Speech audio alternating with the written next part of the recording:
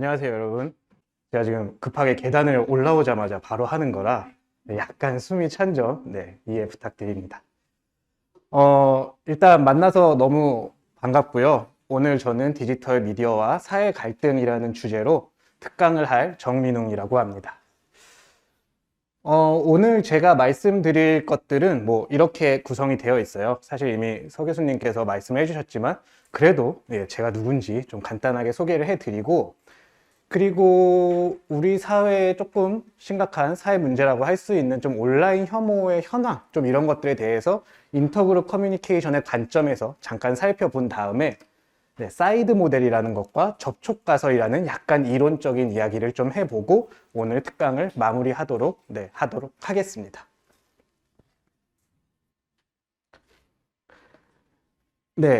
뭐 사실 다 말씀해 주셔서 더 말씀드릴 게 없기는 한데, 저는 성균관대학교 미디어 커뮤니케이션 학과의 전신인 신문방송학과 시절에 학사와 석사를 마쳤고요. 그리고 이제 미국으로 갑니다. 미국으로 가서 미시간 주립대학교에서 정말 학교를 오래 다녔어요. 석사도 하고 박사도 하고 박사 후 연구원도 하고, 그런 다음에 이제 하와이로 넘어갔습니다. 그래서 하와이 주립대학교에서 강사를 하고 하와이 퍼시픽 대학교에서 겸임 교수를 하면서 이 하와이의 아름다운 하늘과 이 좋은 날씨에 익숙해져 있다가 작년 12월 말에 한국에 와서 현재는 성균관대학교 글로벌 융복합 콘텐츠 연구소에서 선임연구원이라는 직위로 지금 근무하고 있습니다. 이 얘기를 저는 사실 서민희 교수님께서 말씀하셨지만 꼭 다시 한번 제가 말씀드리고 싶었어요. 왜냐하면 저도 성대 출신이라서 꼭 이 자리에 서서 한 번쯤은 이제 그 동문 여러분들한테 뭔가 제가 알고 있는 것, 제 지식을 좀 전달해 드리고 싶었는데 이런 기회를 갖게 돼서 너무 영광이다라고 말씀드리는 차원에서 다시 한번 제 소개를 좀 드렸습니다.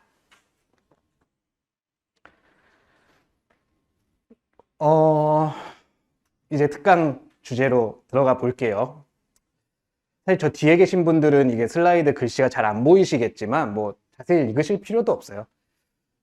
안타깝지만 애석하게도 현재 우리가 살고 있는 사회는 어떻게 보면 혐오 사회다라고 부를 수도 있을 만큼 좀 서로가 서로를 미워하고 그것들을 적극적으로 표현하고 이런 게 좀 팽배한 시대인 것 같아요.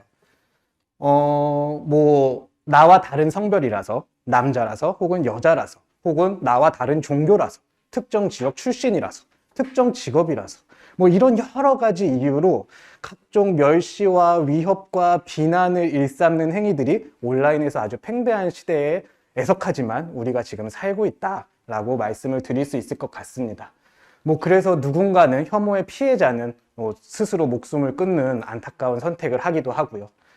또 그 코로나 우리가 위기를 겪으면서 특정 인종을 대상으로 하는 혐오 발언 이런 것들도 더 많이 늘어났고요. 다시 한번 말씀드립니다만 애석하게도 우리는 혐오 사회에 살고 있는 약간 그런 측면이 있는 것 같습니다. 여러분들도 어느 정도 동의하시나요? 온라인 같은데 뭐 특히나 댓글창이라든지 여러분들 뭐 SNS라든지 이런 데 보면은 뭔가 좀 많죠. 그쵸? 통계 자료도 그렇습니다. 이 국가인권위원회에서 작년에 만 15세 이상 대한민국 거주하는 사람 1200명을 대상으로 설문조사를 해봤어요. 그랬더니 약 62%, 제가 숫자를 제대로 읽은 게 맞겠죠? 62%, 과반인 응답자들이 지난 1년간 온라인 혐오를 목격하거나 피해를 본 적이 있다라고 응답을 했습니다. 사실 62%뭐 별거 아니네라고 생각하실 수도 있겠지만 이게 무슨 좋은 일이라고, 우리나라 국민 중에 절반이 넘는 사람이 지난 1년간 최소 한 번은 피해를 입거나 목격을 했다라고 한다는 건 생각해보면 높은 수치입니다. 이 혐오 표현 경험은 물론 저 밑에 수치는 온라인과 오프라인을 결합한 거기는 한데요. 2019년에 조사됐었을 적에는 그 수치, 그러니까 지난 1년간 온라인 혐오를 목격하거나 피해받은 적이 있다라고 응답한 수치가 64%였는데 불과 2년 만에 약 6%포인트가 뛰는 좀 가파른 상승 곡선을 그리고 있지 않나 라고 생각을 합니다. 혐오 표현의 대상은요, 뭐 민감한 주제이기는 합니다만 뭐 그 민감한 걸 제가 이렇게 찌르려는 건 아니고요. 그냥 데이터가 이렇다라는 거지만 혐오 표현의 대상으로는 성별 관련된 게 가장 많았습니다. 뭐 여성이라서 혹은 남성이라서. 그 다음으로는 특정 지역 출신이 많았고요. 그리고 나이가 많았습니다. 나이가 많으면 많은 대로 싫어하고요. 나이가 어리면 어린 대로 싫어하고요. 나이가 중간에 끼면 중간에 낀 대로 싫어하는 네, 참 신기한 현상이 나타나고 있다라고 생각하시면 될 것 같아요. 그리고 총 이 설문에 참여한 80%가 온라인에서 혐오 문제를 심각한 사회 문제다라고 인식하고 있었습니다. 여러분들 생각도 뭐 크게 다르지는 않으실 거라 생각해요.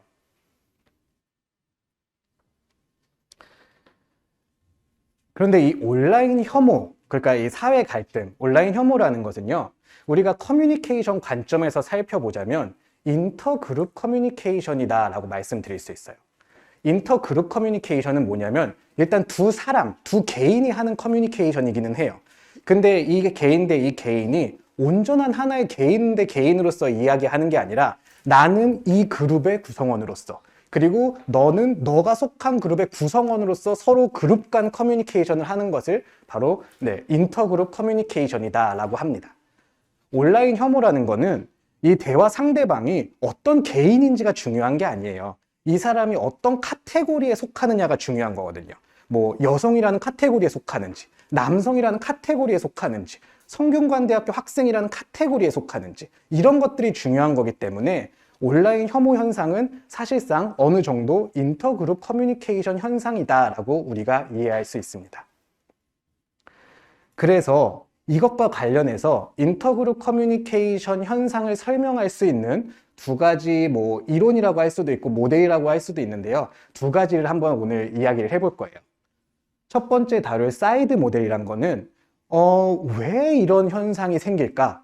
어떤 과정을 통해서 사람들은 온라인상에서 디지털 미디어를 이용해서 서로 미워하는 혐오 표현을 하게 되는 걸까를 조금 체계적으로 이해하고 설명할 수 있게끔 도와주는 툴이다 라고 생각을 하시면 될 것 같고요. 그렇게만 제가 말씀을 드리고 강연을 끝내면 너무 디스토피아 같은 이야기가 될까봐 우리가 좀 커뮤니케이션을 공부하는 사람들로서 어떻게 조금이라도 이 문제를 해결하는 방안, 해결하는데 일조할 수 있을까에 뭔가 힌트를 주는 그런 툴로서 컨텍 하이퍼테시스라는 거 이렇게 두 가지를 오늘 좀 이야기를 해볼까 합니다. 혹시 제가 뭐 말이 너무 빠르거나 너무 느리거나 괜찮나요? 네, 감사합니다. 여러분의 그런 리액션이 정말 큰 힘이 됩니다. 자, 사이드 모델부터 이야기를 좀 해볼까요? 제가 원래 강의를 할 때 굉장히 많이 돌아다니는 스타일인데 녹화를 하고 있어서 여기 있다 보니까 제가 좀 아무튼 죄송합니다. 사이드 모델 풀네임은요, The Social Identity Model of De-Individuation Effects라는 건데요. 앞글자들 한 글자씩을 따서 그냥 우리가 일반적으로는 사이드 모델이다 라고 이야기를 합니다. 이 사이드 모델은 이 옆에 계신 세 분의 학자가 제안한 모델인데요. 제가 비록 사진은 흑백 사진으로 써서 여러분들이 오해하실 수도 있지만 다 건강하게 잘 살아계신 학자분들이십니다. 이 사이드 모델은 이름에서 알 수 있다시피 제가 이 다음 슬라이드에서 천천히 정의는 내려드릴 테니까 지금은 너무 걱정하지 않으셔도 되고요. 사이드 모델은 그 이름에서 알 수 있겠다시피 사람들이 디인디비주에이티드 되었을 때는 어떤 양상이 나타나는가를 설명하는 모델이다 라고 일단은 그냥 그렇게 대충 이해하시면 될 것 같아요. 이 모델은 디지털 미디어를 이용한 그룹 간 커뮤니케이션 현상을 설명하는 데 굉장히 대표적인 모델인데요. 사실 이 모델에 구성하고 있는 어떤 핵심 개념들, 뭐 몰개성화, 내집단, 외집단 무슨 이런 이야기들을 할 건데 저런 것들은 아주 막 새로운 개념들은 아니었어요. 이 모델이 나오기 한 100년 전부터 사회과학 분야에서 널리 활용되어 오고 있던 개념들을 모아서 사람들의 디지털 미디어 커뮤니케이션, 특히나 인터그룹 커뮤니케이션 현상을 보다 잘 설명하기 위해 좀 가다듬었다 이렇게 생각하시면 될 것 같아요. 지금 살짝 스포를 해드리자면 이 모델이 이야기하는 것은 요 세 가지 과정이다라고 생각하시면 될 것 같아요. 디인디비주에이션이 일어나면 소셜 아이덴티피케이션이 일어나고 소셜 아이덴티피케이션이 일어나면 소셜 카테고라이제이션이 일어난다. 당최 무슨 말인지 모르시겠죠? 네, 괜찮습니다. 왜냐면 제가 이거를 설명드린 다음에는 아마 무슨 말인지 이해하실 거예요. 지금은 여러분들이 모르시는 게 저한테 도움이 돼요. 자, 가장 핵심 용어인 우리 디인디비주에이션, 몰개성화라는 거 한번 우리가 좀 뜯어 볼까요? 디인디비주에이션이라는 개념은 제가 불어는 못하는데 이 르본이라는 프랑스 학자가 굉장히 오래전에 이미 주창했던 개념이에요. 디인디비주에이션 단어를 좀 뜯어보면은 D라는 접두사와 인디비주에이션이라는 단어가 붙은 거다라고 말씀드릴 수 있겠는데, 여러분들 다 아시겠지만 D가 붙으면 뭔가 좀 반대, 뭔가 좀 없애고 약간 이런 뜻이잖아요. 그래서 디스트럭트 하면은 뭔가 컨스트럭트의 반대니까 뭔가 파괴하고 이런 거고요. 디코드 하면은 뭔가 코딩을 파괴하는 거니까 뭔가 해독하는 약간 그런 뜻이고, 디포레스트는 뭔가 숲이 있는 것을 다시 없애는 거니까 뭔가 숲을 개발하다, 뭐 황폐화시키다 약간 이런 뜻이잖아요. 이런 개념에서 우리가 시작을 해보면 디인디비주에이션이라는 거는 뭔가 인디비주에이션, 뭔가 개인과 관련된 건 것 같고 D가 붙었으니까 뭔가 개인이 아니게 되는 뭔가 그런 현상을 이야기하는 거구나 라고 느낌은 오실 수 있을 거예요. 그쵸? 이 르본이라는 학자에 따르면 사람들이 본인의 정체성과 개성, 즉 퍼스널 아이덴티티 혹은 자아 정체성이라고 표현하는데요. 본인의 정체성과 개성을 잃어버리게끔 만드는 상황들이 존재한다라고 이야기를 했어요. 대표적인 예시가 또 자꾸 안 좋은 예시를 들어드립니다만, 우리 왜 가끔 시위대들 보면은 사실 그 사람들 떼놓고 보면은 굉장히 모범 시민이고 괜찮은 사람들일 텐데 뭔가 시위대에 속해 있을 때 굉장히 과격한 행동을 하게 되고 막 불도 지르고요, 막 물건도 부시고요, 막 욕도 하고요, 이런 거 볼 수 있잖아요. 바로 그런 현상이 디인디비주에이션이다 라고 생각하시면 대충 어떤 느낌인지 아마 아실 수 있을 거예요.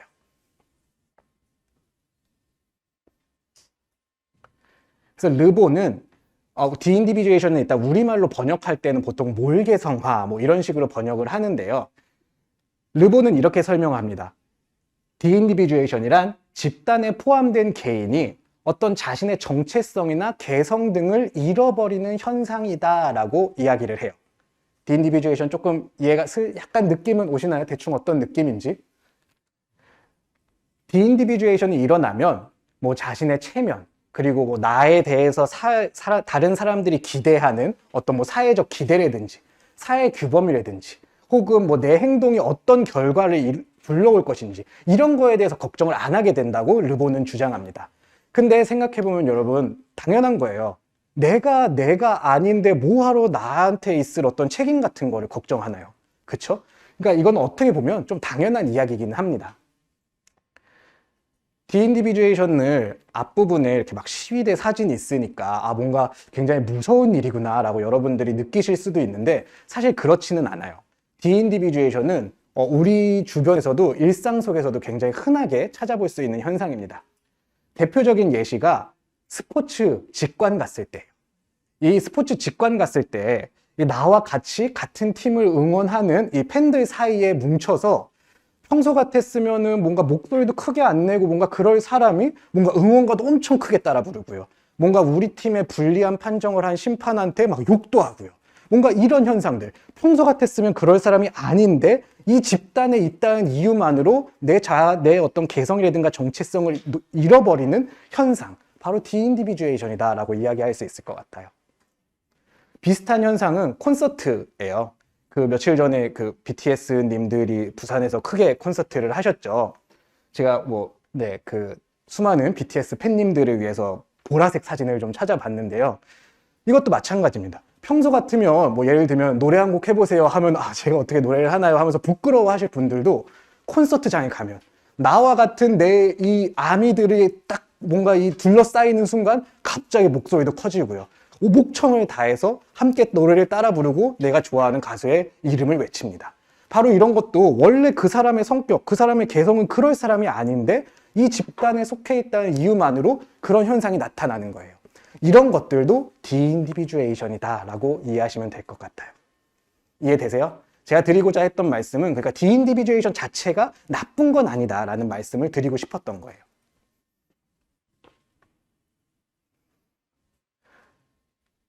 그러면 디인디비주에이션이 일어나면 그 다음은 뭐냐? 사람들은 뭐 한다는 거냐? 이 사이드 모델은 이렇게 설명합니다. 나의 자아 정체성이 줄어들면 상대적으로 나의 사회 정체성이라는 것이 높아지고 그것에 따라서 내가 행동하고 다른 사람과 의사소통한다라고 사이드 모델은 주장합니다. 이 사회 정체성이라는 것은 내가 어떤 특정한 그룹이나 집단에 소속된 사람으로서 나를 정의하는 상태라고 생각하시면 될 것 같아요. 그러니까 누군가 저에게 당신은 누구십니까? 라고 물어봤을 때 제가 순전히 저의 퍼스널 아이덴티티에만 기반해서 저를 소개하자면 뭐 저는 몇 살이고 뭐 제가 좋아하는 음식은 뭐고 뭐 저는 어떤 특기를 가지고 있고 어떤 취미를 가지고 있고 아마 이런 이야기를 할 것 같아요. 근데 만약에 저한테 당신은 누구십니까? 라고 물었을 때 제가 진짜 철저하게 소셜 아이덴티티에만 기반해서 제가 정의를 한다면 저는 성균관대학교 글로벌 융복합 콘텐츠 연구소에 속해 있는 선임연구원 정민웅입니다. 저는 뭐 저희 가족에서는 뭐 몇남 몇째 중에 몇째고 이런 식으로 제가 소속된 그룹이나 집단의 구성원으로서 저를 정의할 거예요. 자아 정체성과 사회 정체성의 차이가 조금 구분되시나요? 온전한 나 하나의 개인이냐 아니면 내가 속한 어떤 집단의 구성원으로서의 나냐라고 생각하시면 될 것 같아요. 다시 말씀드린다면 사이드 모델에서 주장하는 건 디인디비주에이션이 일어나면 자아 정체성은 줄어들고 사회 정체성이 더욱 현저해진다 내 머릿속에서 이렇게 주장하는 거예요. 근데 이 퍼스널 아이덴티티와 소셜 아이덴티티는 0과 1의 디지털 관계라고 생각하시면 안 돼요. 무슨 말이냐면 이게 켜지면 저게 꺼지고 이게 켜지면 저게 꺼지고 이런 개념이 아니고 약간 시소 같은 개념이라고 생각하시면 될 것 같아요. 자아 정체성이 높아지면 사회 정체성은 상대적으로 좀 낮아지고 반대로 사회 정체성이 높아지면 자아 정체성은 상대적으로 좀 낮아지고 뭐 이런 식으로 이 중간 어디쯤에 있구나라고 생각을 하시면 될 것 같습니다. 이해되시나요? 0과 1의 개념이 아니에요. 오로지 하나로만 정의하는 거 좀 이상해요. 예를 들면 제가 제 소개를 하면서 저는 몇 살이고 좋아하는 음식은 뭐고 특기는 뭐고만 딱 말하고 끝나면 여러분들 뭔가 들을 때 뭔가 이상하지 않겠어요? 아니 그래서 너가 뭐 어디 소속된 누군데? 라고 궁금해 하실 거잖아요. 그쵸? 그래서 이 극단에 치우친 거는 사실 어느 정도 좀 가상의 어떤 그런 설명이고요. 우리는 일상생활 속에서는 이 중간 어디쯤에서 상황에 따라 이리 갔다 저리 갔다 한다라고 생각하시면 될 것 같아요. 이해되시나요?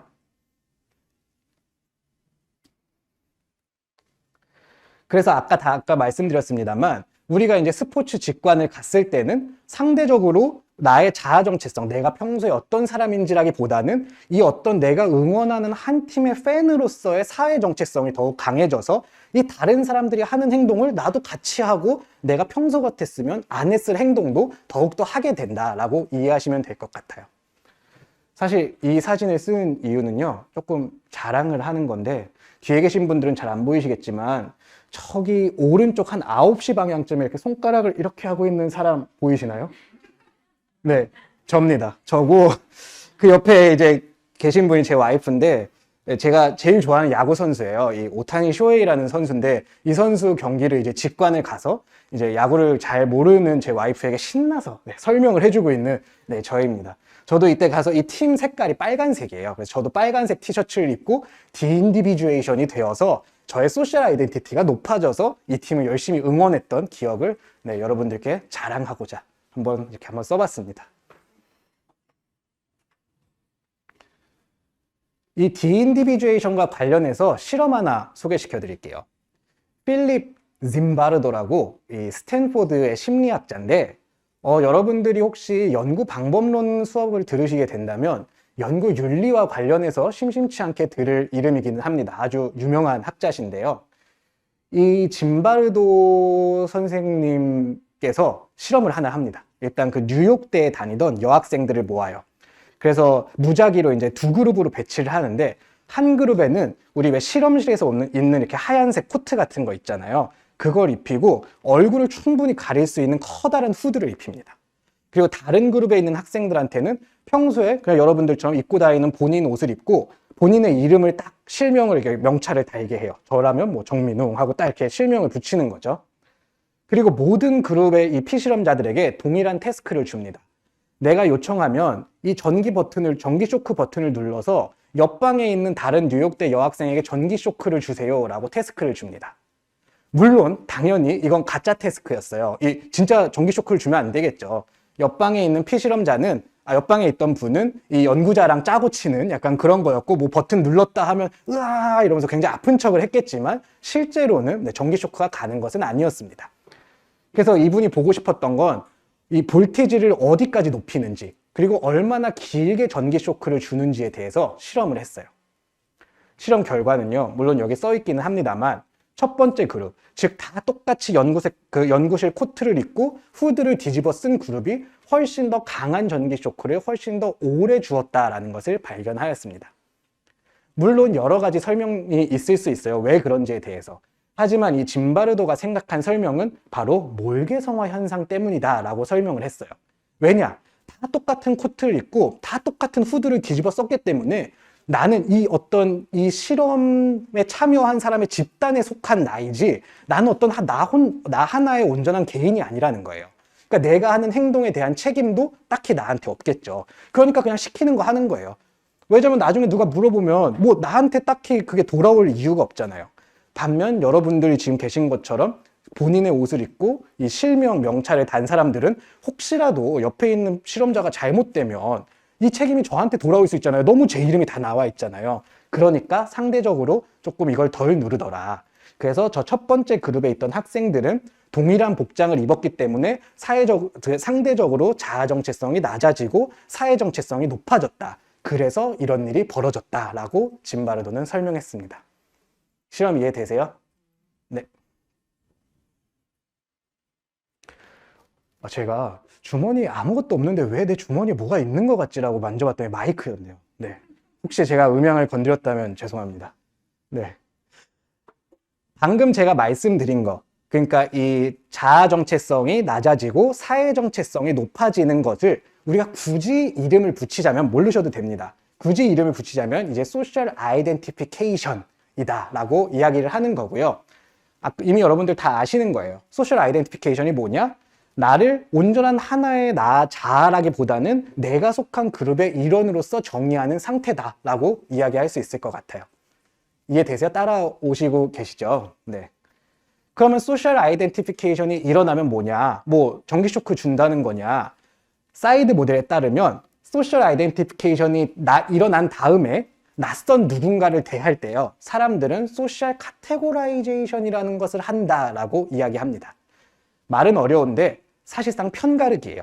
그러니까 나는 이미 소셜 아이덴티피케이션이 됐어요. 나는 어떤 하나의 개인으로서의 정민웅이 아니라 성균관대 글로벌 융복합 컨텐츠 연구소에 근무하는 정민웅으로서 저를 정의했어요. 이 상황에서 낯선 누군가를 만나게 되면 편가르기를 한다는 거예요. 너가 성대 사람인가? 아닌가? 이게 관심이 간다는 거예요. 나도 사회 정체성이 뚜렷한 상태이기 때문에요. 이게 되시나요? 사이드 모델에서 주장하는 것은 그렇습니다. 사회적 편가르기는 뭐 막 다양하게 나누는 것은 아니고요. 굉장히 심플하게 두 개로 나눕니다. 내 편이냐, 남의 편이냐. 내 집단이냐, 외 집단이냐. 인그룹이냐, 아웃그룹이냐. 딱 이걸 나눈다라는 거예요. 굉장히 빠르게 사람들은. 내 집단이라는 것은 뭐 정말 말 그대로 내가 속한 집단에 같이 소속된 사람들일 수도 있고요. 혹은 뭐 내가 닮고 싶어 하는 사람들, 뭔가 내가 선망의 대상, 뭐 그런 사람들이 될 수도 있고요. 아웃그룹은 단순히 이 집단에 속하는 사람이 아닐 수도 있고, 혹은 내가 적대시하는 집단의 사람일 수도 있고, 아무튼 상관없습니다. 내가 생각할 때 내 그룹에 속하는 사람이 아니다라고 생각하면 아웃그룹이다라고 딱 빠르게 편가르기를 한다라는 거예요. 이해되시나요? 네. 그래서 여기서 제가 한번 이 빠르게 소셜 카테고라이제이션을 한번 해볼까 합니다. 둘 중에 하나는 선택하셔야 돼요, 여러분. 민초파, 민트 초콜릿을 좋아한다, 즐긴다 하시는 분 수줍게 한번 손 한번 살짝 들어보실까요? 어머 세상에. 네, 고맙습니다. 내려주시고요. 자, 반민초파 한번 수줍게 손을 들어보시고. 네, 알겠습니다. 자, 민초파 다시 한번 잠깐만 우리 서로를 한번 잠깐만 둘러봐 주실 수 있을까요? 민초파 여러분들이셨군. 고맙습니다. 반민초파 수줍게. 네, 서로를 한번 둘러보세요. 반민초파셨군. 네, 고맙습니다. 저는 민초파가 이렇게 많을 줄 몰랐어요. 세상에 치약을 좋아하시는 분이 이렇게 많을 줄은 저는 몰랐는데,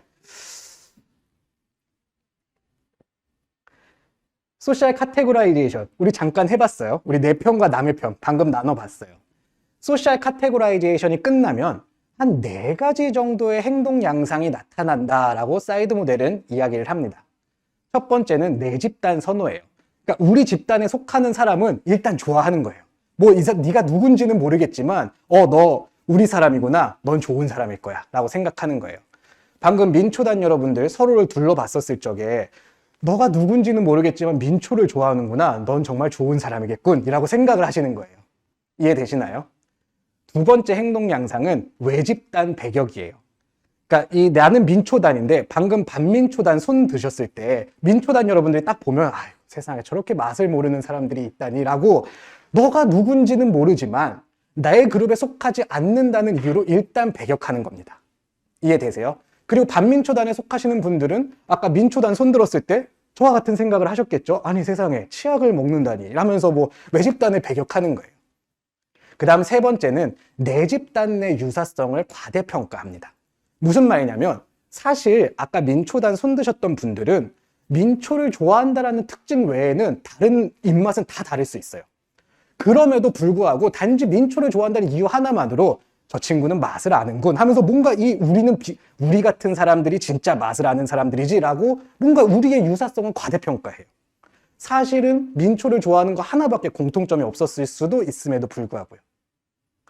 반대로 마지막은 집단 간 차이는 또 과대평가합니다. 민초단과 반민초단이 나뉘었는데 제가 누차 말씀드립니다만 그 두 집단을 나누는 건 민초에 대한 취향 하나밖에 없었을 수 있어요. 그런데 단지 민초에 대한 취향이 달라진다는 이유만으로 쟤네는 맛을 몰라, 쟤네는 아직 어려라고 뭔가 이 차이를 과대평가한다는 거예요. 이해되세요? 이게 정말 잘 드러나는 게 요즘 여러분들 MBTI 얘기 굉장히 많이 하시잖아요. I랑 E로 사실 제일 쉽게 많이 나누죠. I 뒤에도 여러 개 있잖아요. E 뒤에도 여러 개 있고요. 여러 가지 경우의 수가 있지만 이들은 뭔가 좀 쟤네는 너무 시끄러워 뭐 이렇게 생각을 하신다든지 우리 아이들은 겸손하고 뭔가 좀 이 예의를 갖출 줄 아는 사람들이지 뭔가 이런 식으로 생각하시잖아요. 그게 바로 소셜 카테고라이제이션의 결과 내 집단을 선호하거나 외 집단을 배격하거나 내 집단 내 그 유사성을 과대평가하거나 집단 간 차이를 과대평가하는 현상이다 라고 생각하시면 될 것 같아요. 이해되세요? 그래서 이 사이드 모델이라는 것을 정리해보면 아까는 뜬구름 잡기처럼 들렸겠지만 이제는 아마 여러분들이 이해하실 수 있을 것 같아요. 디인디비주에이션이 일어납니다. 특히나 그룹에 속해 있을 때. 그러면 퍼스널 아이덴티티, 나의 자아 정체성은 낮아지고 상대적으로 나의 사회 정체성은 높아집니다. 그리고 그것을 소셜 아이덴티피케이션이라고 부른다라고 말씀드렸었죠. 그리고 소셜 아이덴티피케이션이 일어나면 거기서 끝이냐? 아니다. 우리는 소셜 카테고라이제이션이라는 것을 한다. 소셜 카테고라이제이션이 끝나면 우리 편 좋은 편, 상대편 나쁜 편이라고 생각을 하게 되고 그것이 바로 우리가 남들과 상호작용하는 것에 영향을 미친다라고 주장하는 것이 바로 사이드 모델입니다. 이해되세요? 그러면 이제 슬슬 여러분들이 궁금해 하실 수 있어요. 아니 디지털 미디어 얘긴데 무슨 민초, 반민초 이야기하고 있고 뭐 불 지르는 거 시위대 이야기하고 있고 스포츠 직관 이야기하고 이러고 있냐라고 생각하실 수 있어요. 사이드 모델의 핵심은 바로 이겁니다. 디지털 미디어 상에서 아주 흔한 두 가지 요인 때문에 디인디비주에이션이 오프라인에서보다 훨씬 더 잘 일어난다라고 하는 것이 바로 사이드 모델이에요. 첫 번째는 익명성입니다. 익명성이 기반이 되어 있기 때문에 사실 우리는 이 사람이 누군지 알 수가 없어요. 그렇잖아요. 설령 이 사람이 나는 누구다라고 말해도 진짜 그 사람이 그 사람인지 우리는 알 길이 별로 없어요. 그렇죠? 그렇기 때문에 애초에 자아 정체성이 높을 수가 없다라고 생각하시면 될 것 같아요. 두 번째는 자아 정체성이 낮으니까 상대적으로 사회 정체성은 엄청 강력해진다는 거예요. 여러분들 뭐 어떤 커뮤니티 가입하실 때 여러분들 거주 지역, 아파트, 동수의 나이에 이름, 실명 써서 뭐 커뮤니티 아이디로 하시는 분 거의 없으시죠. 그렇죠? 그러니까 나의 자아 정체성은 숨기는 거예요. 다만 뭔가 내 집단 단서는 그 대신 내가 어떤 그룹에 속해 있는지는 상대적으로 현저해집니다. 뭐 예를 들면 뭐 성균관 뭐 민족성대 어쩌고 저쩌고라고 여러분들이 아이디를 하실 수도 있고요. 혹은 뭐 직장 이름이 들어갈 수도 있어요. 뭐 삼성에 다니신다면 뭐 삼성 어쩌고 저쩌고 뭐 이런 식으로 할 수도 있어요. 그러면 낯선 사람을 인터넷에서 처음 만났을 때 내가 이 사람이 누군지는 모르지만 너가 속한 집단은 알겠어 라고 우리는 생각할 수 있다는 거예요. 이해되세요? 그리고 뭐 아바타 같은 걸 똑같은 아바타를 쓰고 있을 수도 있고요. 맥락이라는 것은 여러분들이 예를 들면 성균관대 에브리타임에 가입을 하셨으면 거기 있는 사람들은 다 성대 사람들이잖아요.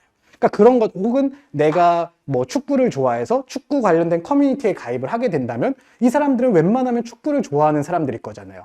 그런 것처럼 우리가 온라인에서 다른 사람, 낯선 사람들과 인터랙션 할 때는 웬만큼 어느 정도 맥락 정보가 주어지는 상황들이 있고, 그 맥락 정보는 대부분 이 사람이 누군지를 말해준다기보다는 이 사람이 소속된 집단이 어디인지를 말해주는 경우가 훨씬 많아요. 마지막으로는 어휘 사용 같은 거예요. 뭐 이를테면 인터넷에서 낯선 사람과 만나서 이야기를 하는데 이 사람이 뭐 특정 지역의 사투리를 쓴다든지, 뭐 나는 대댄지라고 하는데 너는 덴지의 후레쉬라고 하는구나 라고 하면은 대충 이 사람이 어느 지역 사람이군 이라고 우리는 빠르게 파악할 수 있다는 거예요. 이 사람이 누군지는 모르지만. 이해되세요? 그러니까 사이드 모델이라는 것은 아까 제가 말씀드린 그 과정을 따르는 게 맞는데, 사이드 모델의 핵심은 바로 디지털 미디어 상에서 흔한 이 두 가지 요인 때문에 그 모든 것의 시작점인 디인디비주에이션이 훨씬 더 쉽게 일어난다 라고 이야기하는 게 바로 사이드 모델의 핵심입니다.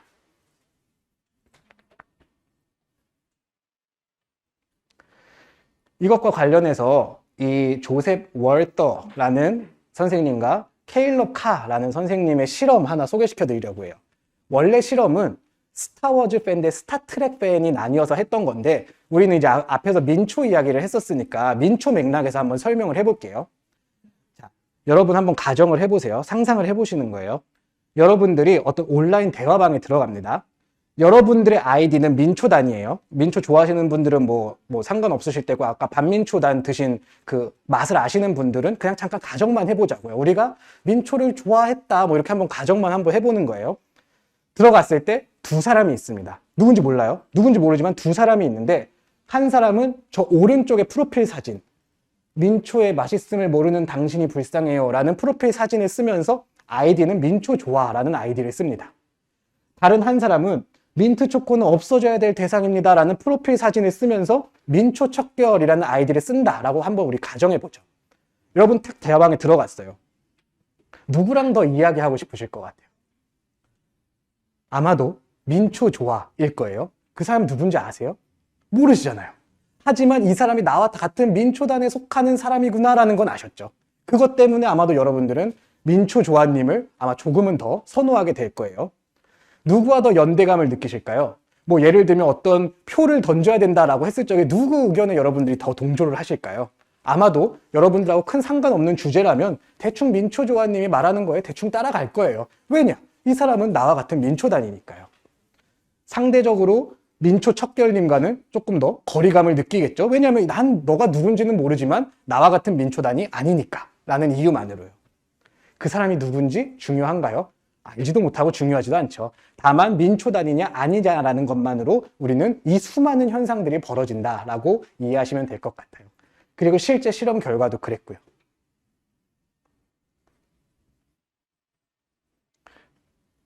이게 제가 수업이면 지금 여러분들한테 아마 이거에 대해서 발표를 한번 해보시라 라고 했을 텐데, 수업은 아니니까 그냥 우리 한번 이 여태까지 배운 걸 가지고 실제 생활에 한번 적용을 좀 해보려고 해요.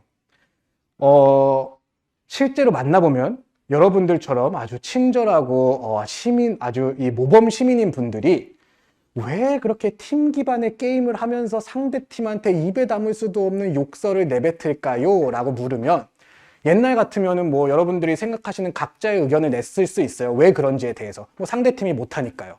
혹은 뭐 스트레스를 많이 받으니까요. 뭐 이런 의견을 낼 수도 있었겠죠. 하지만 사이드 모델을 배운 여러분들 입장에서 한번 이걸 생각해 보자는 거예요. 제가 딱 5초만 드릴 테니까 한번 생각해 보실래요? 사실 저는 물을 먹기 위해서.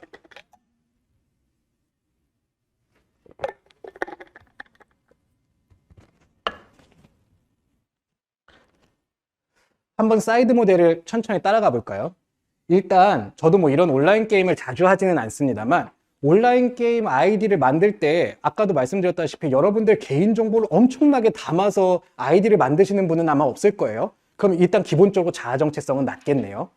그리고 팀 기반의 게임이기 때문에 시작부터 내 팀 대 다른 팀이 아주 정해져 있어요. 사회 정체성은 아주 높은 상태에서 시작을 하게 됩니다. 이미 소셜 아이덴티피케이션이 끝난 단계인 거예요. 소셜 카테고라이제이션까지도 끝났다고 할 수 있겠네요. 그쵸? 그리고 아까 소셜 카테고라이제이션이 끝나면 한 4가지 정도의 행동 양상이 나타난다라고 말씀드렸었죠. 내 집단 선호, 외집단 배격, 집단 내 유사성 과대평가, 집단 간 차이 과대평가. 이거는 어떻게 보면 이 외집단 배격의 현상이다라고 우리가 이해할 수도 있을 것 같아요. 이 모든 것의 시작점은 뭐다? 익명성이 기반이고 사회 정체성이 강했기 때문에 이 모든 현상들이 벌어졌다라고 생각하시면 될 것 같아요. 이해되시나요? 여러분들이 사이드 모델을 몰랐을 때와 사이드 모델을 알고 난 후에 이 현상을 설명함에 있어서 조금은 차이를 느끼실 수 있겠죠? 네.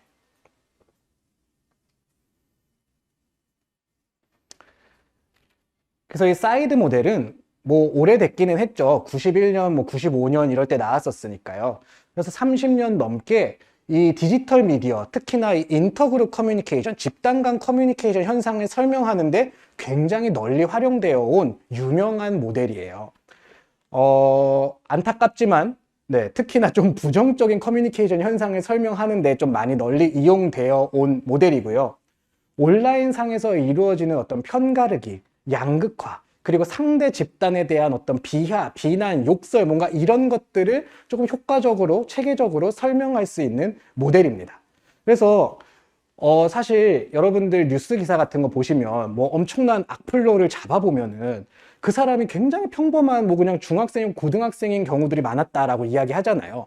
사이드 모델은 어떻게 보면 그렇게 평범한 사람들이 왜 오프라인에서는 저렇게 온순한 사람들이 왜 온라인만 가면은 그렇게 되는가를 어느 정도 설명해 줄 수 있는 거예요.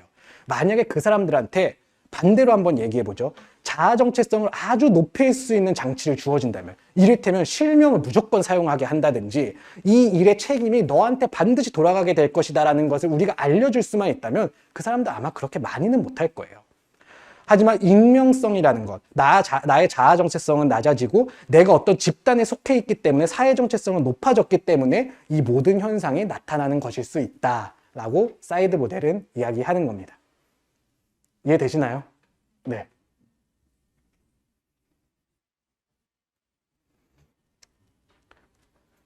그래서 제가 말씀드렸습니다만 사이드 모델을 막 악플 달고 온라인 혐오 이런 것에 대해서 이런 것에 적용시켜서 설명하니까 마치 여러분들이 그럼 사이드 모델은 나쁜 거구나 라고 생각하실 수 있는데, 모델 자체는 뭐 좋다 나쁘다 라고 이야기할 수는 없고요.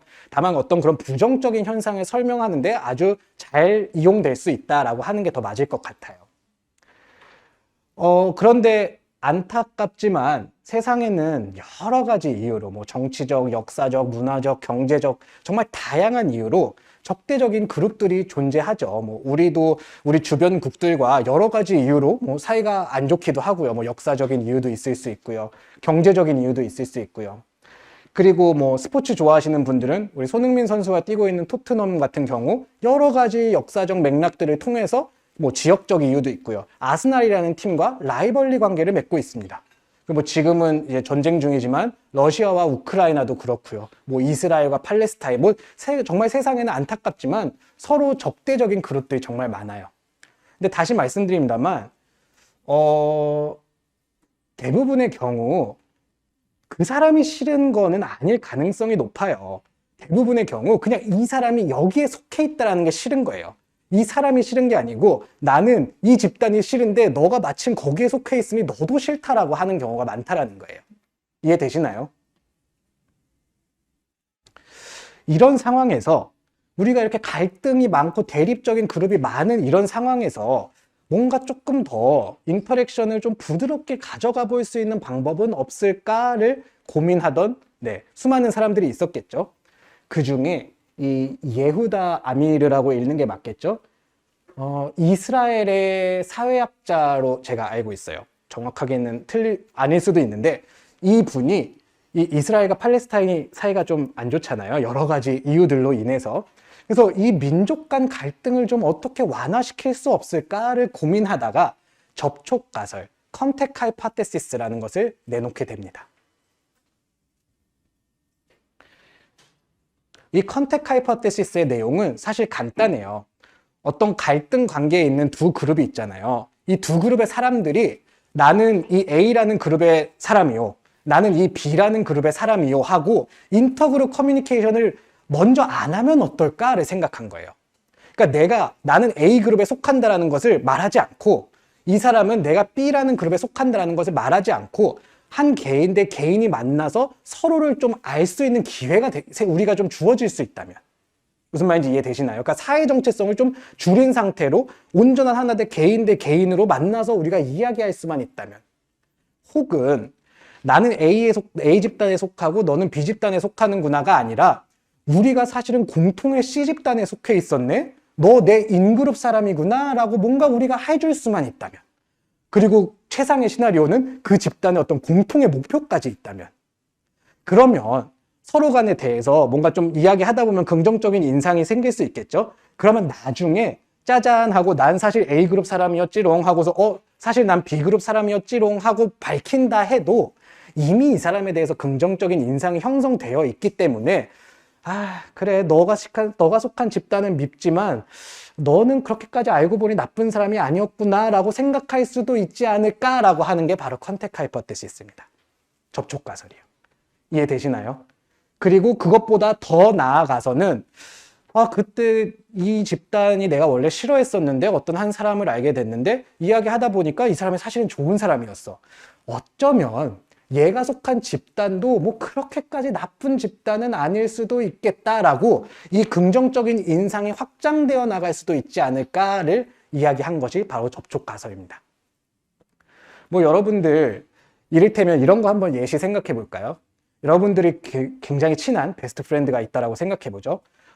꽤 오래 지내왔어요. 막 같이 막 좋아하는 음식 취향도 비슷하고요. 막 관심사도 비슷하고 막 많은 것들이 이 친구를 좋아합니다. 그러니까 베프가 됐겠죠. 근데 나중에 알고 보니 내가 아주 싫어하는 정치색을 띠고 있는 그 정치 정당을 지지하는 사람이었다라고 우리가 한번 가정해 보죠. 근데 여러분이 이 친구와 알고 지낸 시간이 있는데 갑자기 하루아침에 이 친구가 지지하는 정당이 나와 다르다라는 걸 알았다고 해서 손절하기는 조금 어려울 수도 있겠죠. 내가 이 정당 지지하는 사람들 난 진짜 이해가 안 가긴 하지만 그래도 뭐 얘를 보니까 뭐 그 사람들도 그렇게까지 나쁜 사람은 아닐 수도 있겠어. 그렇게까지 생각 없는 사람들은 아닐 수도 있겠어 라고 여러분들 생각하실 수도 있지 않겠어요? 그게 바로 이 학자가 이야기한 접촉 가설이라는 겁니다.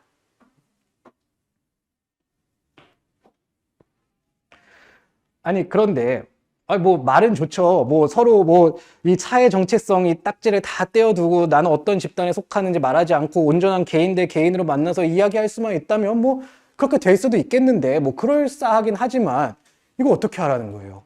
그쵸? 적대적인 그룹 이스라엘 뭐 팔레스타인이라든지 아니면 뭐 스포츠 라이벌 팀에 있는 두 사람들 한 방에 모아두고 자 3시간 동안 이야기하세요. 이럴 수 없잖아요. 그쵸? 물리적으로도 어려울 수 있고요. 모아놨다가 서로 피 터지게 싸울 수도 있잖아요. 그쵸? 뭐 무슨 말이 접촉 가설이 하는 어떤 그런 이상적인 이야기가 무슨 말인지는 알겠는데 어떻게 하라는 거냐? 어떻게 우리가 적대적인 관계에 있는 사람들이 서로 안 싸우게끔 하면서 만나게 할 수 있냐? 이거예요. 그쵸? 바로 이때 아미하이 햄버거라는 분과 맥케나라는 학자가 아이디어를 하나 냅니다. 우리 인터넷 통해서 이제 지구편 어디에 있어도 뭐 손쉽게 그냥 간편하게 이야기할 수 있는 시대가 됐는데 어쩌면 디지털 미디어를 이용한 의사소통이 그 역할을 그 두 사람을 만나게끔 해주는 매개체가 될 수 있지 않을까를 생각하게 됩니다. 그러니까 이 적대적인 그룹의 사람들을 대면 상황에서 한 방에 넣는 것은 우리가 어렵겠죠. 물리적으로도 어려울 수 있고 윤리적으로도 어려울 수 있습니다. 다만 서로 모르는 사람 지구 반대편에 있다 하더라도 서로 채팅은 하게 할 수 있잖아요. 그렇죠? 온라인상 서로 이메일은 교환하게 할 수 있잖아요. 그런 것처럼 뭔가 디지털 미디어를 우리가 이용할 수 있는 방법은 없을까를 이 두 분의 학자가 처음 이야기를 합니다. 그래서 아까도 나왔었던 이 조셉 월서라는 학자와 그분의 동료들이 실험을 하나 해요. 1년짜리 온라인 전용 프로그램을 개설을 한 다음에요. 이 유대인과 아랍인도 사이가 안 좋습니다. 근데 어쨌거나 이 사이가 안 좋은 학생들을 모집을 해요. 이 수업을 들으라고. 모집을 한 다음에 오직 온라인으로만 소통하게 하고 서로 내가 유대인이다, 내가 아랍인이다 이런 정보를 절대로 주지 마라라고 학생들한테 이야기를 합니다. 그리고 뭐 조별 과제 같은 거 시켜요. 1조들 뭐 하고 2조 뭐 하고 뭐 이렇게 해서 조별 과제를 시킨 다음에 한 학기가 끝난 다음에 처음으로 자 여러분 강의실에 모여보세요 해서 대면 상황으로 모이게 만듭니다. 그때 이제 학생들은 안 거예요. 아니 너가 유대인이었어? 아니 너가 아랍인이었어? 라고 이제 그제서야 서로 알게 된 거죠.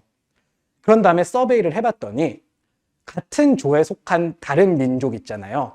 같은 조에 속한 다른 민족 학생들에 대한 편견은 이 학기가 시작했을 때보다 훨씬 더 줄어들었다라는 것을 발견하였습니다. 그러니까 컨택 하이포테시스가 어느 정도 맞는 이야기다라는 거예요.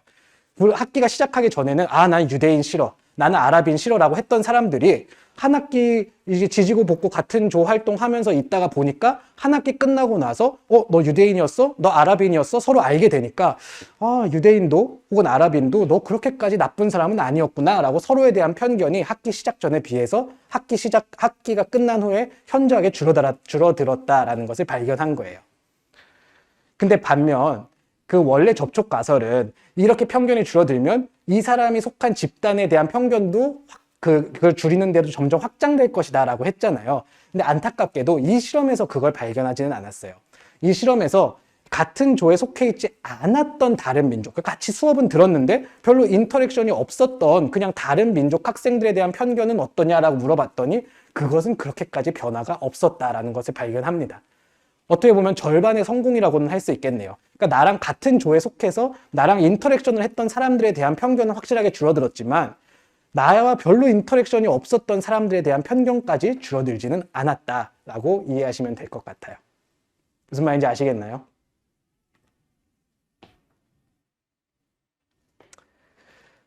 그래서 다시 우리 초반부로 이야기를 잠시 돌아가 보자면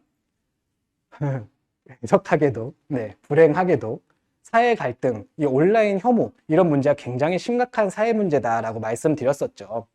근데 이 집단 간 갈등은 굉장히 복잡한 문제예요. 정치적인 이유가 있을 수도 있고 문화적인 이유가 있을 수도 있고 경제적인 이유가 있을 수도 있고요. 정말 다양한 문제들이 복합적으로 이루어진 현상이기 때문에 우리가 단순히 온라인 채팅 먼저 시킨다고 뭐 그거를 그렇게까지 없던 일처럼 쫙 하고 짜잔하고 만병통치약처럼 이 모든 문제를 해결할 수는 없을 거예요.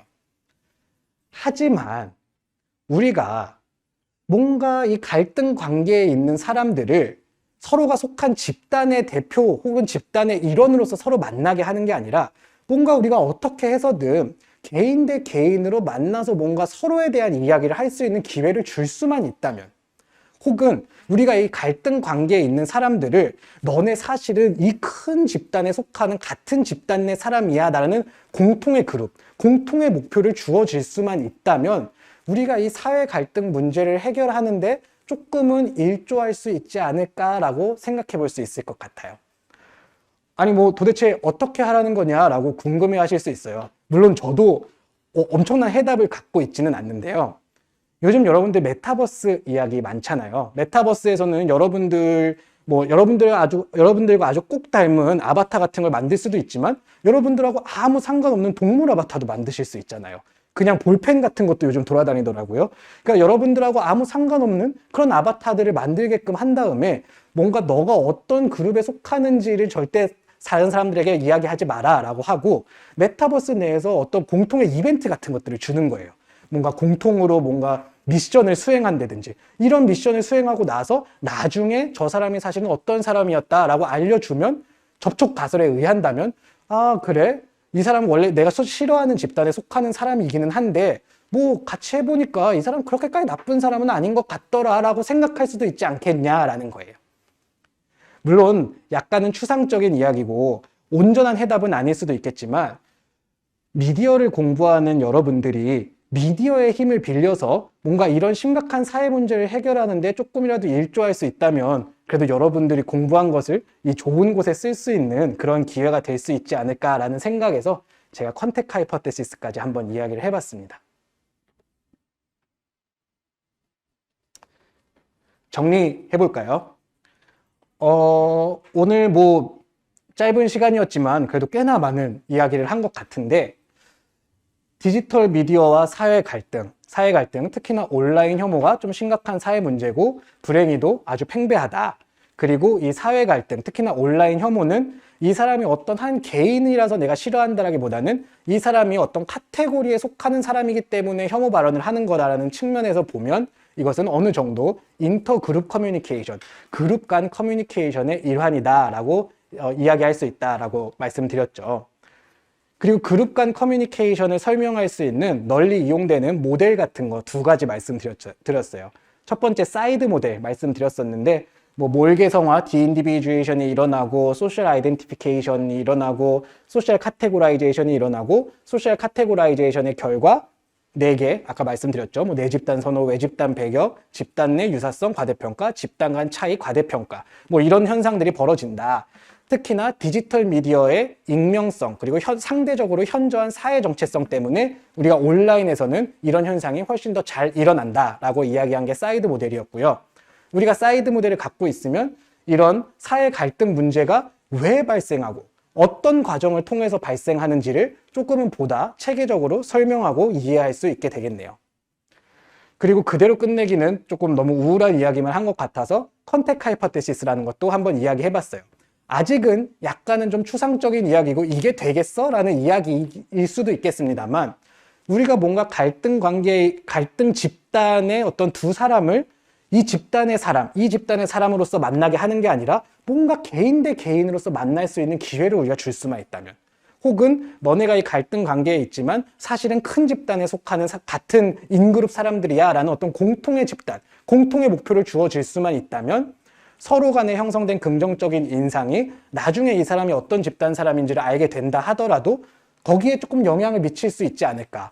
그리고 그게 조금 더 확장되면 뭔가 이런 사회 갈등 문제를 해결하는데도 조금은 도움이 될 수 있지 않을까라는 차원에서 컨택 하이퍼테시스까지 말씀을 드렸습니다. 어떻게 좀 이해가 되세요? 네, 오늘 제가 너무 갑자기 이 이론, 모델 이런 이야기를 해서 조금 당황스러우셨을 수도 있겠지만 그래도 네, 적극적인 리액션 해주셔서 감사하고요. 제가 준비한 특강은 여기까지입니다. 감사합니다.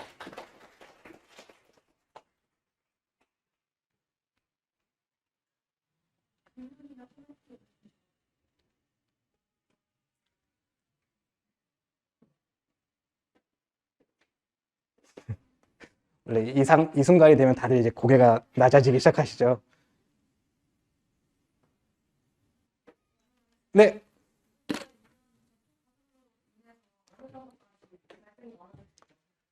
아이고야.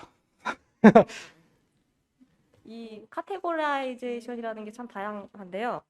뭐 아까 말씀드렸다시피 성별도 있고 뭐 종교도 있고 정치 색깔도 있고 하나가 해소된다면 아직 해소되지 않은 여러 가지 종류가 많을 텐데 어느 정도까지 해소된다고 생각하실 수 있을지. 네, 정말 좋은 질문입니다. 사실 저 컨택 하이퍼테시스는 저도 어느 정도 저런 일이 벌어졌으면 좋겠다라고 약간 염원하는 바에 가까워요. 저게 저렇게 어떤 사람들을 모아둔다고 해서 어떤 문제를 굉장히 크게 아주 유의미하게 해결할 수 있을 거라고 생각하지는 않습니다. 하지만 그래도 어느 정도 최소한 뭐 이 사람들이 종교 문제의 종교 갈등을 겪고 있었다면 최소한 뭔가 종교에 대한 것만큼은 조금은 갈등을 완화시킬 수 있지 않을까라고 긍정적으로, 저는 좀 휴머니즘에 대한 믿음을 버리고 싶지 않아서 그래도 조금은 그렇게 믿고 싶어요. 제가 관악구에 거주하는데요. 혹시 관악구 거주하시는 분 있으신가요? 없으시군요. 지난주에 강감찬 축제라고 있었어요. 이 관악구에 굉장히 큰 축제더라고요. 이 관악구가 강감찬 장군의 뭐 출생지 이런 걸로 유명하던데 이 축제를 크게 하니까 평소에 몰랐던 관악구 사람들이 다 몰려 나와서 신나게 축제를 즐기면서 이런 것들을 볼 수 있었어요. 뭔가 그렇게 공통의 목표를 주고 나니까 평소에는 잘 몰랐던 사람들인데 사실은 관악구가 우리가 이런 아이덴티티를 갖고 있구나, 이런 역사를 갖고 있구나 하면서 뭔가 조금 더 그래도 이웃한테 조금 더 따뜻하게 잘 대해줘야겠다라는 생각을 저는 스스로 조금 했었거든요. 그래서 저는 컨택 하이퍼테시스가 아주 엄청난 사회 문제 갈등에 엄청난 도움을 줄 수 있을 것 같지는 않지만 그래도 뭔가 조금의 긍정적인 영향을 미칠 수 있지 않을까라고 생각합니다. 답변이 되었을까요? 네, 질문 감사합니다. 또 다른 질문 있으실까요?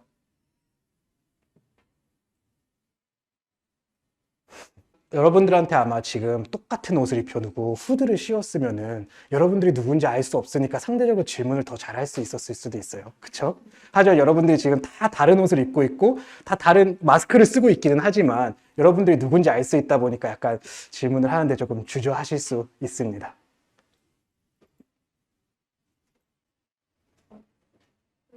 아, 네. 감사합니다. 그 옆에 앉은 내 지인을 알게 됐어요.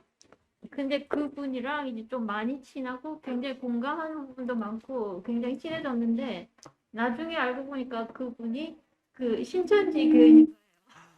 그래서 저는 그분을 굉장히 좋게 생각했는데 그 신천지라는 그것 때문에 그분에 대한 이미지가 순간적으로 이제 상쇄되기 시작하면서 그분과의 연락도 안 해지고 그냥 거리를 계속 두게 되더라고요. 그럼 이게 그 아까 말씀하신 그 가설, 접촉 가설 그거랑은 좀 다른 것 같은데 어떻게 생각하시는지요? 네, 접촉 가설인 데는 아마 이유가 있을 거예요. 그리고 사실 어떠한 이론도 어떠한 모델도 완벽하게 사람들의 행동을 설명할 수는 없어요.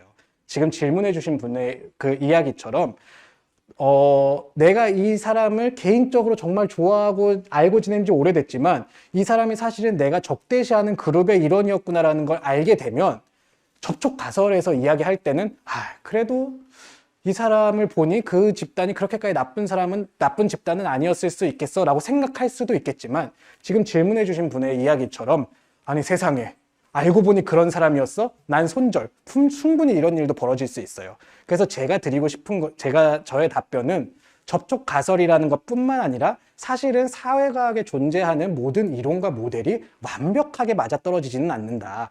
자연과학처럼 F는 ma, 뭐 mc 스퀘어 뭐 이런 것처럼 사람들의 행동을 100% 우리가 설명할 수는 없다. 하지만 이런 사람도 있을 수 있죠. 그러니까 뭔가 내가 적대시하는 그룹이었음에도 불구하고 긍정적인 인상이 형성될 수도 있고 지금 질문 주신 분처럼 집단을 알게 됐을 때 오히려 빠르게 소셜 카테고라이제이션이 일어나서 외집단 배격을 하게 되는 현상이 일어날 수도 있는 거예요. 그러니까 사실 컨택트 하이퍼테시스 입장에서 보면은 컨택트 하이퍼테시스에 적용되지 않는 케이스다라고 이야기할 수도 있겠지만 우리가 사이드 모델을 생각해 보면 이거는 사이드 모델이 예상한 현상대로 나타났구나라고 어느 정도는 생각할 수도 있겠죠. 물론 뭐 익명성을 기반으로 이루어진 것은 아니지만요. 그래서 어떻게 보면 좀 원론적인 답변이기는 합니다만 사회과학에 존재하는 사람의 행동을 설명하는 이론이나 모델이나 가설이 항상 완벽하지는 않다라는 조금 추상적이지만 좀 원론적인 답변을 드려야 될 것 같아요. 답변이 되었을까요? 네. 아, 그쵸. 네. 그쵸. 네. 아, 제가 오은영 박사님이었으면 좋았겠지만, 글쎄요. 너무 어려운 질문이기는 한데, 뭔가 디지털 미디어를 통해서 우리가 조금은 상대방의 얼굴을 안 봐도 되니까요. 뭔가 공통의 목표라든가 공통의 관심사라든가 이런 것들을 조금 서로에 대한 개인적인 단서가 제한된 뭐 카톡이라든지 메신저라든지 이런 것들로부터 시작해서 뭔가 개인 간의 유대감을 다시 형성해 나가기 시작하다 보면은 이 사람의 집단 사회 정체성은 좀 덜 드러내게끔 요청을 할 수도 있고요. 그러다 보면은 그래도 조금 원만한 관계를 유지할 수 있지 않을까라고 저는 이 모델에 기반한다면 그런 조언을 드리고 싶네요. 근데 뭐 너무 싫으시면 어쩔 수 없죠.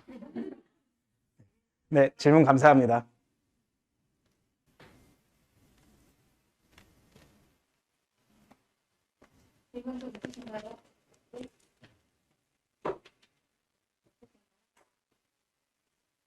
네. 저희 근데 이제 맨 처음에 말씀하신 것 중에 이제 디지털 미디어의 사회가 온라인 혐오, 성별하고 특정적 나이 그리고 이제 80% 정도가 온라인 혐오하고 뭐 심각하게 판단한다고 얘기를 하셨었는데 구체적으로 좀 그 성별이나 특정 지역이나 나이가 좀 궁금하거든요. 저도 이제 미디어 쪽에 근무를 좀 하고 있어서. 그래서 이런 그 심각한 갈등 80% 이상인데 그거에 대해서는 구체적인 게 지금 나와 있지 않고 말씀을 안 해주셨는데 그래서 요거 좀 간단하게라도 좀 궁금합니다. 좀 그래서 예, 예. 제가 질문을 잘 이해를 못했는데 뭐 성별이나 나이 같은 게 그러면은 네. 이제 그 디지털 미디어의 그 온라인 혐오의 80% 이상이 심각하다라고 판단을 한다고 네, 말씀을 네, 네. 하셨어요. 네. 거기에는 이제 성별하고 특정 지역 나이인데 네. 근데 그 부분에 대해서는 얘기가 없으셨잖아요. 네, 그래서 네. 이제 간단하게라도 네. 지역이나 성별이나 뭐 그런 거 간단하게라도 조금 궁금하네요. 지금 어떤 사람이 그렇게 심각하게 받아들인지가 좀 궁금한 부분이 있어서. 혹시 네, 질문 감사합니다. 제가 이해하기로는 혹시 그 심각한 문제다라고 응답한 80%의 사람들의 성비나 연령비가 궁금하다라는 말씀이신가요? 아, 네. 제가 혹시 이 통계 자료에 있는지 한번 보겠습니다.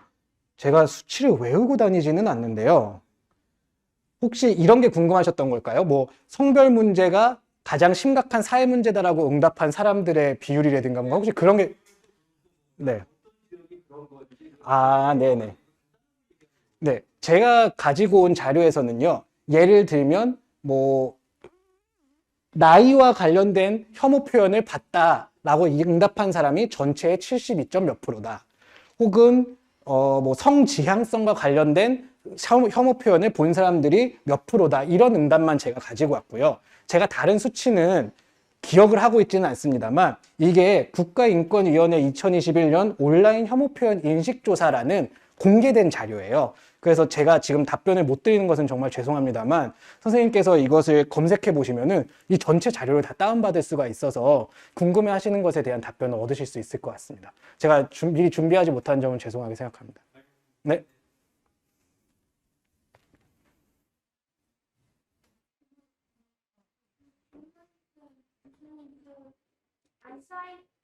SIB 모드는 사실 제가 옛날에 그 구스타프 르팡 그 심리학자? 사회학자?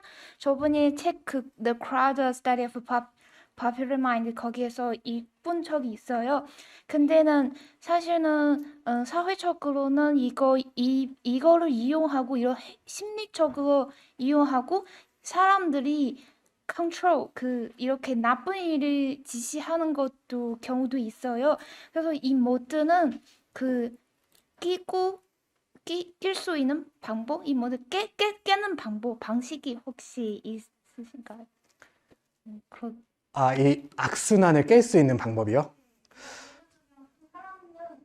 어떤 그런 자사 아니면 나쁜 마인드 홍보하는 이런 그런 심리 종교 이런 거 들어가서 우리는 어떻게 거기서 있는 사람들이 깰 수 있는 방법이에요. 네. 좋은 질문 감사합니다.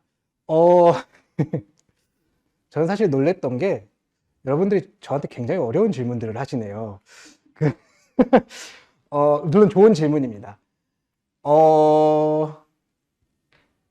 딱히 저는 솔직히 말해서 큰 해답은 없어요. 다만 이 사이드 모델에 기반해서 답변은 드릴 수 있을 것 같아요. 사이드 모델의 시작이 디인디비주에이션이었잖아요. 그쵸? 그리고 우리가 디인디비주에이션이 더 잘 일어나게 되는 상황들이 존재한다라고 말씀드렸었어요. 원래 프랑스 학자였던 르본이 이야기했던 건 사람들이 그룹에 속해 있을 때 디인디비주에이션이 더 잘 일어난다라고 이야기했어요. 그쵸? 그리고 사이드 모델을 주장한 이 세 명의 학자들은 특히나 디지털 미디어 상에서 익명성과 상대적으로 현저한 사회 정체성이 있을 때 디인디비주에이션이 더 잘 일어난다라고 이야기했어요. 기억하시죠?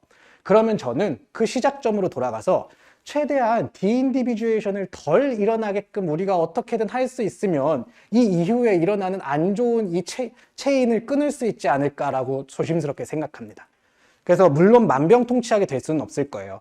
하지만 예를 들면 인터넷이라면 실명제를 우리가 한다면 좀 추상적인 이야기이긴 합니다. 하지만 실명제를 우리가 할 수만 있다면 혹은 완전한 실명은 아니다 할지라도 뭔가 내가 어떤 일을 했을 때 이 책임이 나의 그룹에 가는 게 그룹 뒤에 숨을 수 있는 게 아니라 나라는 한 명의 개인에게 내가 나의 행동의 책임이 고스란히 돌아오는구나라는 어떤 그런 어트리뷰션을 할 수만 있다면 이 체인을 어느 정도 끊을 수 있지 않을까. 애초에 디인디비주에이션을 조금 덜 일어나게 할 수 있지 않을까라고 저는 생각합니다. 하지만 솔직히 완벽한 답변은 없어요. 네, 답변이 되었을까요? 안 됐나요? 네.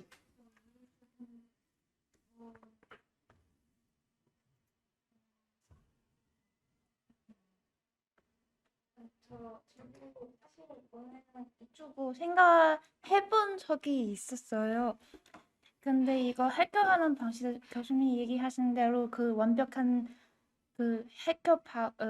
그 해결의 방안, 해결 방식이 없기 때문에 근데 아마 다른 음, 심리학적으로 다른 자아의 인지적으로 해결할 수 있는 방법이라고 네. 죄송해요. 제가 어떻게 표현하는지 네, 잘 네, 몰라요. 네. 괜찮습니다. 네. 저도 지금 질문 주신 분께서 자아인지라고 말씀하셨을 때 그 말이 무슨 말인지 정확하게 이해는 잘 안 되기는 합니다만 뭔가 이 안 좋은 현상은 제가 말씀드렸습니다만 이 최종 단계에서 나타나는 거잖아요. 그러니까 이 앞 단계에서 뭔가 체인을 끊을 수만 있다면 그런 어떤 부정적인 현상도 조금은 줄어들 수 있지 않을까라고 생각하고요. 혹은 우리가 그렇게 할 수 없다면 강의 후반부에서 말씀드렸다시피 물론 방금 질문 주신 분께서는 콧방구를 끼고 계실 수도 있지만 컨텍 하이포테시스에 기반한 우리가 어떤 해결 방법도 어느 정도는 생각해 볼 수 있지 않을까라고 생각합니다. 네, 완벽한 답변을 드리지 못해서 죄송합니다만 네, 저도 사실 완벽한 답변은 없어요. 네, 질문 감사합니다.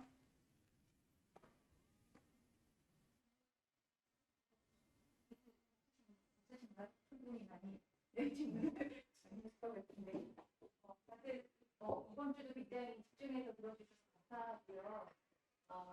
마지막으로 정민 목사님한테 큰 박수로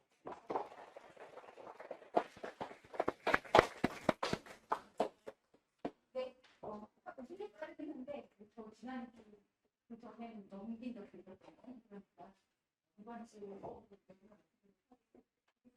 다음 주도 뵙도록 하고 혹시 출석 다 아직 확인 안 하시는 분 있으시면요. 네, 추석 좀 가지고 계실까요? 어디서? 예, 뒤에 있네요. 네, 갖다 주시면 여기서. 네, 고맙습니다.